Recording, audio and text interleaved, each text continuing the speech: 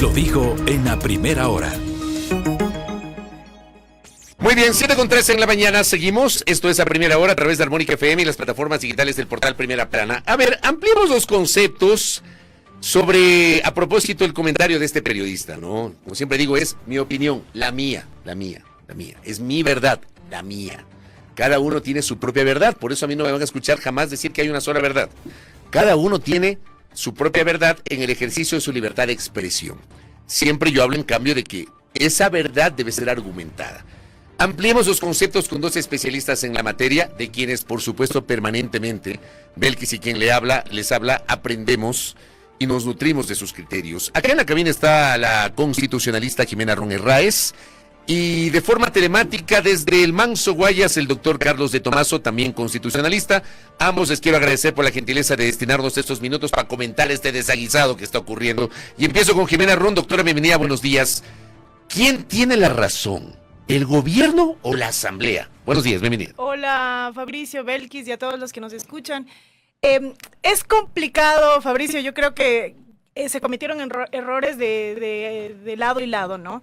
Pero creo que quien está actuando mucho más, digamos, inadecuado es el Ejecutivo, sin duda alguna, ¿no?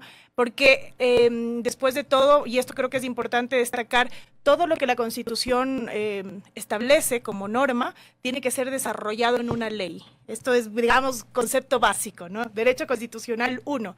Y ese desarrollo en un cuerpo normativo legal, en un cuerpo normativo infraconstitucional, se presume constitucional hasta que la Corte Constitucional, que es el único órgano que puede, determine que es inconstitucional. De manera que esta discusión que se está generando y que me parece que es un poco el centro del debate, aunque para mí no es lo más importante, de si debían haber dos o un debate para archivar. La ley orgánica de la función legislativa dice uno para archivar en el artículo 60. Si eso es constitucional o no, no somos nosotros los que determinamos digamos, esta resolución, ¿no? Esto tiene que determinarlo la Corte Constitucional. O sea, no es el presidente, no es la asamblea, no es Jimena Ron, Belkis Sánchez, Carlos de Tomaso o Fabricio Vela. Hasta tanto, lo que tiene que pasar es que tiene que cumplirse tanto el marco legal como el marco constitucional. Entonces, un poco lo que se establece, que he escuchado un poco es, sí, pero lo que se tenía que haber aplicado es la Constitución porque es la norma suprema. Sí, pero tampoco puedes decir que no puedes aplicar la norma legal. Porque lo que se está hablando, lo que se está pretendiendo establecer aquí es un poco lo que nosotros conocemos como una aplicación directa de la Constitución. Y la aplicación directa de la Constitución se sucede o solamente puede ocurrir cuando hay omisión legislativa, es decir, cuando no tengo norma legal. Si no tengo norma legal para aplicar, entonces voy directamente a la Constitución. Pero si tengo una norma legal, el camino es por la norma legal y luego a la norma constitucional, digamos, siempre y cuando esto no contradiga. Me parece a mí que no hay una contradicción per se, y si hay una contradicción tendrá, o que involucre una inconstitucionalidad, tendrá que determinarlo la Corte Constitucional. Doctora, brevísimamente antes de pasar con el doctor de Tomaso, usted decía, ambos cometieron errores. Nos queda claro la postura respecto del Ejecutivo como tal.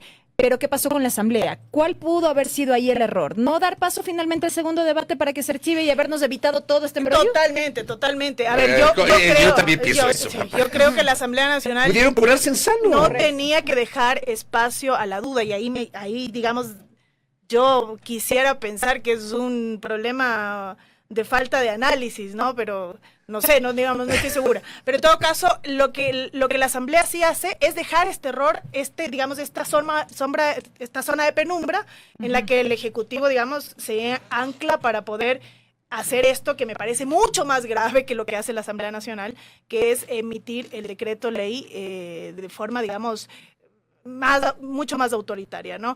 Más aún porque hay algo de fondo que es qué es lo que dice la ley, ¿no? Es decir, qué es lo que trae la ley. Hay un tema de forma, pero también hay un tema de fondo. Correcto. Vamos con Carlos. Vamos con el doctor Carlos de Tomaso. Bienvenido, muy buenos días, para conocer también ahora su postura. Buenos días, Jimena, Belkis, Fabricio. Hola, mi doctor. Nada, ya que estamos cerca de Navidad, agradecerles por todo el trabajo del año, porque ustedes son parte de nuestro día, a todo el equipo. Gracias, doctor. Pues bien, yo creo que separemos como en tres partes, separemos lo que pasó en el trámite en la Asamblea, separemos el contenido de la ley y separemos las decisiones del presidente. Yo en lo que sucedió, vamos a decirlo así, en la Asamblea, soy de los que sostiene que para negar, modificar o aprobar, tiene que haber 2 debates constitucionalmente. Y es un mandato que jamás nunca, cuando el artículo 140 se refería a que la ley tiene que tramitarse bajo el régimen ordinario, jamás nunca pudo haberse referido a la ley porque la ley no existía. La ley se aprobó un año después. Cuando el artículo 140 de la Constitución se refiere a que tiene que realizarse bajo el trámite ordinario, se refiere al trámite ordinario previsto en la propia Constitución, en el 137 o en los artículos anteriores que te marcan cuál es el contenido de un proyecto de ley, unidad de materia, y el 137 especialmente que te dice que tiene que haber 2 debates. Ahora, si nos vamos hacia la ley que decía Jimena, yo ahí también encuentro una discusión importante, porque la ley diferencia en artículos los tratamientos de primer debate de ley de urgencia económica y segundo debate de ley de urgencia económica. Y el artículo que regula el primer debate de una ley de urgencia económica es el 59. Y en el artículo 59 se establece que se van a recoger las observaciones del primer debate y no se establece la posibilidad de archivo. De hecho, el artículo se llama Primer Debate de Leyes de Urgencia Económica. Y en el segundo debate está regulado por el artículo 62. Y en el artículo 62 expresamente dice que cuando se recibe el informe para segundo debate, pues ahí en el segundo debate se va a aprobar, modificar o negar el proyecto de ley. Entonces, desde mi óptica, incluso en el caso de la ley de urgencia económica, claramente la ley también prevé que cualquier decisión que se toma va a ser en el segundo debate. La Corte Constitucional, cuando ha habido estas dudas de si hubo o no hubo pronunciamiento de la Asamblea, porque fíjense ustedes que a veces han habido votaciones por el proyecto de ley modificado, no hubo votos por el proyecto de ley original tampoco, y entonces se empieza a discutir si hubo o no hubo pronunciamientos de la Asamblea y se han dado discusiones. La Corte Constitucional, en más de un fallo, siempre se ha remitido al artículo 62 para verificar si se ha dado cumplimiento al trámite legislativo y si se ha dado los pronunciamientos correspondientes. Es decir, para la Corte, para cuando la Corte ha querido determinar si ha habido pronunciamiento o no, dice expresamente, debemos remitirnos al artículo 62 de la Ley Orgánica de la Función Legislativa. Entonces, desde mi óptica, es una discusión plenamente válida. Si ustedes se fijan, el artículo 60, que es el que usó la Asamblea, claramente se puede determinar que no es o no corresponde a un artículo de ley de urgencia económica, porque te dice que el primer informe puede entregarse hasta en 60 días, y justo el artículo anterior dice primer debate de ley de urgencia económica. Entonces, para mí es una discusión importante y coincido, y lo decíamos ayer, que los asambleístas están alarmados, dicen que es una barbarie, pero también tengan un nivel de autocrítica. ¿Cómo tú, teniendo los votos, no haces un segundo debate para entregarnos certeza jurídica? Porque lo que nosotros queremos buscar, los ciudadanos necesitamos, son certezas. Podrías haber hecho el segundo debate sin ningún problema. Entonces, yo me sumo a no entender, sabiendo además que cuando entra por el Ministerio de la Ley un proyecto de ley de urgencia económica, la Constitución te dice que la Asamblea lo puede derogar. Pero esa derogatoria va a pasar también al presidente de la República para la sanción. Es decir, si por todos los lados vas a perder y tienes en tus manos la carta ganadora, que es hacer un segundo debate, ¿por qué no se hizo un segundo debate? Entonces, yo estoy de acuerdo y coincido con esa visión, y como lo he dicho en estos días, se lo dije a la asambleísta Peñafiel la semana anterior. Pero antes de dar la palabra a Jimena Rung, solamente para recapitular, usted dice que había que hacerlo en segundo debate. Yo le pregunto, porque el artículo, creo que es el 140 de la Constitución, establece que la única diferencia de los proyectos de urgencia en materia económica es el tiempo. Los plazos para el Y trámite. ahí, claro, dice que seguirá el trámite ordinario. Resulta que desde el 2014 a la fecha, esto lo certificó en los últimos días la Asamblea, 52 proyectos ordinarios, cierto es, no de urgencia en materia económica, fueron archivados en primer debate. Si la Constitución me dice que la única diferencia del proyecto de urgencia económica es el tiempo, pero el trámite es ordinario, uno podría presumir, doctor de Tomaso, que sí podía la Asamblea archivar en primer debate, ¿o no es así? No, Fabricio, porque volvemos a lo mismo. Cuando la Constitución te dice que tiene que tramitarse por el trámite ordinario, la pregunta es, ¿a qué trámite ordinario se refiere? Y la respuesta no puede ser que se refiere al trámite de una ley que todavía no existía, porque la ley se aprueba un año después. Cuando, para mí, obviamente es un tema de cada uno tiene su posición, cuando la Constitución dice que se tramite por el trámite ordinario, tienes que remitirte al trámite ordinario previsto en la propia Constitución, que es el artículo 137 principalmente. Y en ese artículo 137 mandatoriamente dice, los proyectos de ley se tramitarán en 2 debates.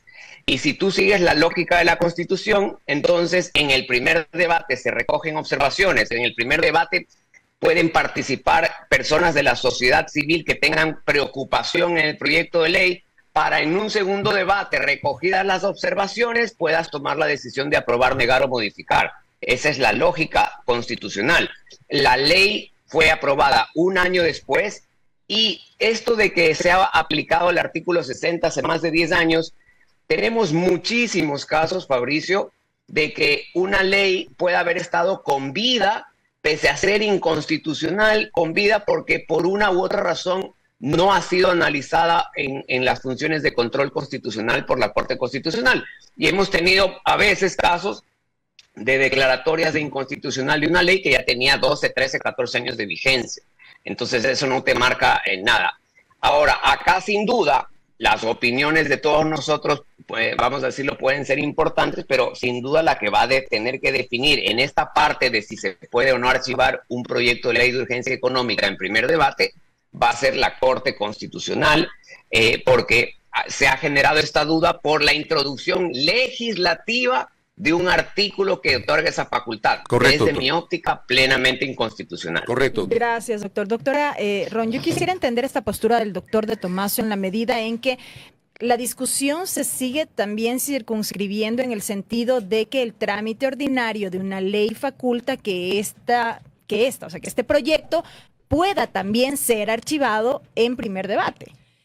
Sí, yo no quiero defender la constitucionalidad del artículo 60 porque a mí me parece que yo soy una defensora acérrima del principio democrático y de la deliberación democrática, ¿no? Entonces, es posible que ese artículo 60, digamos, quizás no esté tan claro. No tenga tanta armonía con este 137 de la Constitución que te dice 2 debates. Ahora bien, digamos, El 60 de la Ley Orgánica de la Función el 60 Legislativa. de la Ley Orgánica de la Función Legislativa. Ahora, independientemente de esta armonía con el 137, creo que es necesario también establecer esta lógica que tuvo el legislador y que además del legislador cuenta con el principio de configuración legislativa, de presunción de constitucionalidad, y esta lógica que tuvo el legislador, y es un poco justo lo que señala Carlos, es la idea de que en el segundo debate tú puedas discutir las observaciones del primer debate, es decir, de lo que surgió en el primer debate, y quienes trabajan en temas parlamentarios lo saben con claridad. Pero si no hay discusión en el primer debate, si no hay observaciones en el primer debate, ¿qué se va a recoger en el segundo? ¿Para qué avanzamos a un segundo debate? O sea, ¿avanzamos para qué? Solamente para cumplir la formalidad, porque discusión no va a haber, porque no tenemos discusión, ¿no? No sé si pasó esto en este caso específico, pero me parece que la lógica del legislador para cerrar, para decir, bueno, yo en el primer debate, si digamos es una ley absolutamente absurda, imagínense ustedes, puedo archivarla en el primer debate y no avanzar al segundo, precisamente por temas de celeridad, de economía procesal y tal. Entonces, creo que esa un poco fue la lógica del legislador. Ahora, yo creo que nos estamos entrampando, y creo que esto es un error en el tema de la forma, y nos estamos olvidando de lo más importante.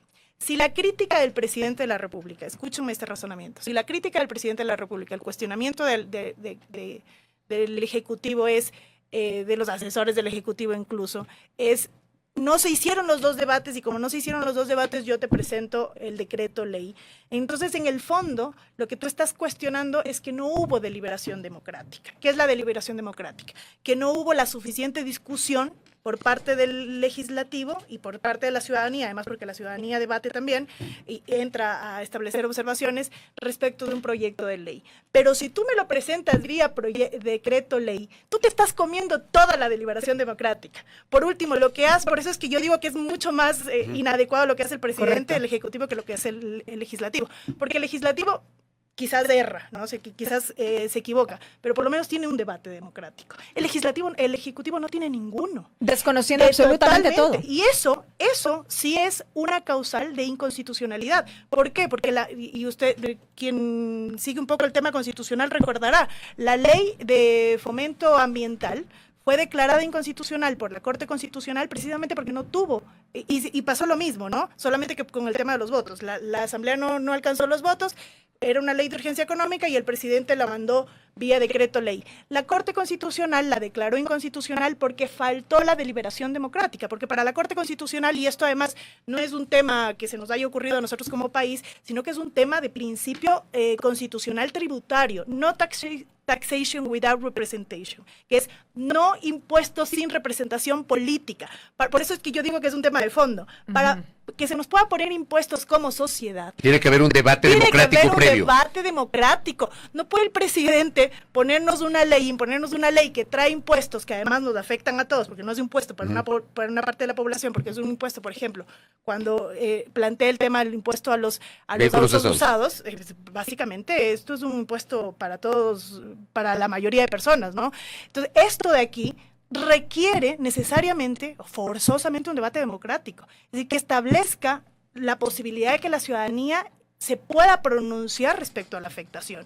Eso es lo que se está comiendo el Ejecutivo en el momento en que presenta un decreto ley de manera, digamos, así de autoritaria, saltándose incluso el procedimiento, todo el procedimiento que se estableció para poder hacer esta publicación, pero el fondo es que nos están poniendo un impuesto sin la deliberación democrática que se requiere. Déjeme preguntarle a Carlos de Tomaso si coincide con esta visión de Jimena Rum de que nos imponen unos nuevos tributos o un aumento del impuesto, por ejemplo, a los vehículos usados, sin el debate democrático que es esencial para la elaboración de normativas impositivas. Doctor de Tomaso. A ver, voy a recoger algunas cosas ahí. Primero, el presidente puede presentar un proyecto de ley de urgencia económica y tiene iniciativa exclusiva tributaria. La Corte Constitucional ha dicho que cuando hay un proyecto de ley de urgencia económica hay que ser mucho más estricto por el corto tiempo que existe en la verificación de que se cumpla el trámite legislativo, en la verificación de que se den las discusiones a nivel de las comisiones, en la posibilidad que tenga la sociedad civil de ir y poder manifestarse en ese corto tiempo. Entonces, yo creo que la crítica también debe ir hacia la Asamblea. Si la Asamblea sabe que esta ley tiene un contenido tributario, pues era mucho más inteligente ir por un camino que iba a otorgar certeza, lo cual ocurría haciendo un segundo debate. Cuando decimos que la Asamblea puede archivar en primer debate, y decimos, pero si ya nadie quería discutir la ley, ¿para qué ir a un segundo debate? Es que sí tenemos nosotros los ciudadanos, sí se están afectando derechos de ciudadanos de poder, una vez recogidas las observaciones del primer debate, poder presentar pronunciamientos respecto de el informe o de la posición ya para segundo debate para que sea pues tomado en cuenta. Es decir, sí hay derechos que se pueden afectar al evitar a un segundo debate o un procedimiento previo para segundo debate. Entonces, hay derechos por ahí que la Corte los ha defendido muchas veces en dictámenes dentro del procedimiento legislativo que hay que tener mucho cuidado. Entonces, yo estoy completamente de acuerdo con Jimena de que había que encontrar una fórmula que dé certeza, pero creo que también la Asamblea tiene altísima responsabilidad porque la tenía en sus manos. Insisto, mucho más exigente ese marco cuando estás en una ley de urgencia económica y además que tiene un contenido tributario. Entonces, lo que nosotros queremos o debemos buscar, las autoridades tienen que darnos son certezas. ¿Y cómo vamos a tener pues esa certeza absoluta cuando tenemos en el mismo registro oficial publicada una resolución de archivo, cosa que también es inédita porque yo no recuerdo que se publiquen esas resoluciones, y una ley? Entonces tenemos esa disyuntiva. Correcto, doctor. Doctora, ya en este punto, consumados los hechos, digamos así, y habiéndose concretado esta intención del Ejecutivo, ¿qué es lo que procede? De la mano de ello, ¿hubo imposición por parte del presidente de la República? Yo creo que el presidente de la República, el Ejecutivo como esta cara, digamos, visible, el primer mandatario, él tenía la obligación, me parece a mí, de primar el tema de la estabilidad y de la seguridad jurídica, y si la Asamblea Nacional, digamos, cometió un error, lo que debió haber sucedido es que el presidente busque las alternativas para echar abajo a eso de forma legal, ¿no? Pero a través de la Corte Constitucional. A través de la Corte Constitucional. O sea, por eso quiero recapitular lo que le pregunta Belkis. El presidente no optó por aquello. El presidente incluso aquí hace pocos días ya nos había anticipado ante una pregunta justamente de Belkis, el ministro de la Política, el ministro José de la Gasca, que estaban pensando justamente lo que finalmente ocurrió. E insisto, ¿fue por la vía de la imposición? De la imposición totalmente. ¿Por qué? Porque me parece que en el fondo sí hay una actuación inadecuada del Ejecutivo, porque la Asamblea Nacional, bien o mal, yo creo que mal, pero en todo caso, bien o mal, le bloquea el camino de la presentación del decreto ley de forma directa. ¿Por qué? Porque se pronuncia, ¿no? Porque el artículo 140, en el momento en el que establece, si no hay... pronunciamiento de la Asamblea. Si no hay aprobación negativa y tal, durante el 30 días, en el fondo lo que está diciendo es, si no hay pronunciamiento, es decir, si yo tengo un silencio de parte de la Asamblea Nacional, entonces yo como Ejecutivo puedo presentar el decreto de ley. Pero la Asamblea se pronuncia, mal o bien, mal digo yo, pero en todo caso hubo un pronunciamiento y con eso le bloquea el camino de la presentación. Ya, pero eso no importó. De la presentación directa. Entonces lo que hace el presidente es, digamos, poner encima esta decisión, encima de la decisión de la Asamblea Nacional, que es una decisión nuevamente que quizás sí transgredió el procedimiento que corresponde, pero que es una decisión que equivale a la decisión de los ciudadanos, ¿no? Es un poco, yo creo que aquí hay que ser enfáticos, lo que la Asamblea Nacional hace es negar, es negar un proyecto de ley que para la Asamblea Nacional tiene fines recaudatorios y archiva, y eso tiene que entenderse como una decisión ciudadana, pues. Entonces lo que hace el presidente en el fondo es ponerse encima de la decisión de los ciudadanos. Correcto, doctora. Entonces, me parece a mí que es sumamente grave.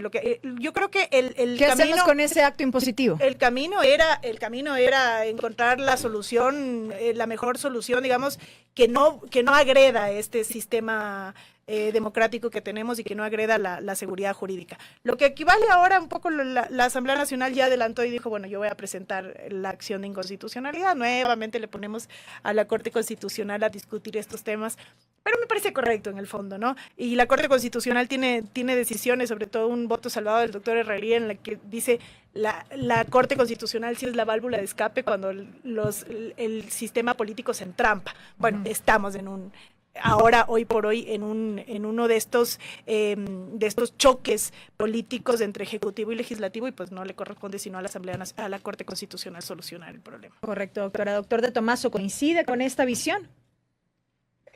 Casi siempre con Jimena coincido en las posiciones, pero quiero hacer algunas aclaraciones. Dele, doctor. Yo de hecho lo dije, ¿no, Fabrizio? Las dos funciones del Estado tenían que buscar una salida que nos dé certeza jurídica. Y estoy de acuerdo en que la certeza jurídica hubiera sido que de alguna manera se eleve la situación a la Corte Constitucional por alguna vía para que la Corte pueda emitir un pronunciamiento. Vemos, y ojo que la Corte ha estado dando celeridad a lo que llama temas de interés nacional y pues tratar de tener con esa respuesta tomar la decisión. Pero lo que el presidente optó es por una decisión, vamos a decirlo así, arriesgada, de considerar que no hubo pronunciamiento de la Asamblea y en base a eso aplicar el 140. Ahora, ¿por qué decía que coincido en casi todo con Gina? Porque la Corte Constitucional, por ejemplo, acá tengo el caso 110-21 IN-22, la Corte Constitucional establece que por ejemplo, en este caso, hubo votaciones para un proyecto de ley de urgencia económica, pero no obtuvieron los votos necesarios. Y entonces la Corte dice, por el hecho de que hubo votaciones significa que hubo un pronunciamiento, significa una negativa, y la Corte dice, no necesariamente pese a que haya algún tipo de resolución en la Asamblea, significa que ya se pronunció. La Asamblea tiene que pronunciarse en el momento adecuado y con los votos necesarios para poder considerarse, y en este caso la Corte dice, vamos a analizar si la no aprobación de los informes de mayoría y de minoría constituye una negativa, y para esto tenemos que remitirnos al artículo 62, verificar si hubo el primer y segundo debate y verificar si hubieron las correspondientes votaciones que requieren para aprobarse. Si no se consiguieron esas votaciones, pues no se puede entender ni negada, ni aprobada, ni modificada, y por tanto validó que se haya publicado un proyecto de ley de urgencia económica. Entonces, cuando vemos los pronunciamientos de la Corte, a mí me hace pensar de que la Corte en este pronunciamiento probablemente, yo no soy dueño del futuro, probablemente va a considerar que no se dio el procedimiento legislativo, que ese archivo al darse en un primer debate no constituye una negativa que impida o que ya bloquee la aplicación del 140, pero como les digo, yo estoy totalmente de acuerdo con Jimena. Si yo hubiera estado de asesor, yo hubiera dicho, aquí hay una ley tributaria y ojo, no solo hablemos del tributo, Fabricio, hay facultades gravísimas que se están dando a la UAFE, como el pedir congelamiento de fondos por criterio propio de la UAFE, etcétera. No solamente la ley tiene eso, hay varias normas que a mí me preocupan mucho. Siendo unas normas tan graves, yo hubiera acudido pues también a un camino que antes de que esto entre en vigencia dé certeza, y eso es lo que no ocurrió. Perfecto. Doctor, solamente con esto cierro y también le voy a pedir el mismo comentario a Jimena en honor al tiempo. El registro oficial no le quedaba más que publicar, y hago esta pregunta primero por el comunicado del registro oficial, en donde, claro, aclara las funciones, las atribuciones, etcétera, dice lo que es obvio, que no hacen control de constitucionalidad o de legalidad, o sea, no revisan el fondo, pero sí la forma. ¿Y por qué hago esta pregunta? Porque, a ver, de lo que yo conozco, cuando se han generado decretos leyes, generalmente van acompañados de una certificación de la Asamblea Nacional que va publicada en el mismo suplemento del registro oficial, y esto no ocurrió. Yo pregunto si esto por lo menos no es irregular, y con eso culmino con Carlos de Tomaso y ya le pregunto lo mismo a Jimena Ron. Tenga la bondad, doctor. Pues mira, Fabricio, ya hubo en el pasado, no me acuerdo la ley, estaba buscándola, hubo en el pasado una situación similar en la que la Asamblea había considerado una decisión y el presidente otra, y lo que hizo el registro oficial es publicar las dos. De hecho, siempre comento eso en clase. Ahora, debo decir, ni la Constitución ni la ley establecen la obligación de obtener esa certificación. Lo que dice es que si el proyecto calificado como de urgencia económica no se aprueba, ni modifica, ni niega en 30 días dentro del trámite ordinario, el presidente ordenará su publicación en el registro oficial. De esta forma, pues yo no se establece ese requisito de que debo tener la certificación. Ayer decía yo, en este caso incluso, la propia Asamblea publicó en el registro oficial su resolución donde cuenta todo lo que se dio en este proyecto de ley. Entonces, como que además es inoficioso pedir, porque está certificado por el secretario de la Asamblea y publicado en el registro oficial todo el proceso que se dio en esta ley. Entonces, desde mi óptica, el registro oficial no tiene potestades para dirimir un conflicto normativo entre dos funciones del Estado, y no tenía otro camino que publicar. Correcto, doctor. Jimena Ron, ¿su opinión? Coincido. El registro oficial básicamente está en una situación compleja, ¿no? Porque él lo único que hace es inscribir, el registrar, y no tiene la posibilidad de decir quién tiene o no la razón. Me parece que era complicado además porque tenía ya una resolución que le decía, bueno, esta ley está muerta. Ya la archivamos, ya está. Claro. Entonces, en el momento en que llega el decreto ley, lo que le estaban diciendo en el fondo es revive ese muerto. Me parece que era complicado para el registro oficial, pero no es el órgano que pueda no decir, puede dirimir, yo no le voy a registrar porque acá tengo... Eso no puede hacer el registro oficial. No puede. ¿Y la certificación de la Asamblea no tiene que pedirla? Esto sí me parece que es una... Yo creo que ahí no se cumple un requisito. Lo que sí puedes cuando estás, digamos, si eres un órgano que eres meramente operativo, que vas a registrar o no registrar algo, Lo que sí tienes que hacer es establecer que tienes todos los requisitos para hacerlo. Entonces, a ver, yo le voy a registrar lo que usted me pide, pero déjeme ver si tiene todos los requisitos. Esto sí era sine qua non, ¿no? No tengo certeza dónde están los requisitos específicos que necesita el registro civil para hacer un registro de ese tipo, pero eso era algo que tenía que analizar. Ahora coincido en que el registro no podía negarse diciendo, oiga, esto ya fue archivado, porque en el fondo esa era una decisión del que no tenía competencia. Correcto. Doctora Ron, gracias por el tiempo, gracias por venir. Doctor Carlos de Tomaso, gracias por estos minutos y por atendernos aquí en el espacio. Un abrazo, Carlos. Gracias. Gracias. Muy gentil. A Jimena Ron y Carlos de Tomaso con sus criterios sobre la polémica del momento a nivel jurídico-político, que es la promulgación, está en vigencia la denominada ley antipillos, a esperar la acción de inconstitucionalidad anunciada por la Asamblea Nacional. Primera plana. Todas las noticias, todas las voces.